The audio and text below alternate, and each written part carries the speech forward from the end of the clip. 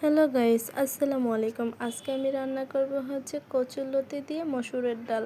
তো প্রথমেই আমি দিয়ে দিলাম তেল, এখন দিয়ে দিব একটু পেঁয়াজ কুচি। পেঁয়াজ কুচিটা ভাজা হয়ে গেলে এর মধ্যে দিয়ে দিব কচুরলতি। লতিটা আমি সেদ্ধ করে নিইনি, এই জন্য যে আমি তেলে এটাকে ভালো করে ভেজে নেব। এতে লতিটা খুলে যাবার কোনো ভয় থাকবে না এবং কি লতিটা গলাতেও চুলকাবে না। এখন আমি দিয়ে দেব মসুরের ডাল। মসুরের ডালটা দিয়ে আমি দিয়ে দিব কাঁচামরিচ। এখন দিয়ে দিব হলুদের গুঁড়ো, দিয়ে দিব পরিমাণ মতো লবণ। লবণ দিয়ে এটাকে আমি ভালোভাবে মিশিয়ে নেব।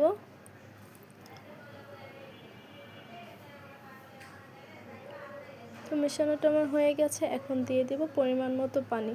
এখানে পানির পরিমাণটা খুবই অল্প দিতে হবে। তো দেখতেই পাচ্ছেন আমি এতটুকু পানি দিয়েছি, আপনারা পরিমাণ মতো পানি দিয়ে দিবেন। পানিটা দিয়ে আমি ঢাকনা দিয়ে ঢেকে দেব।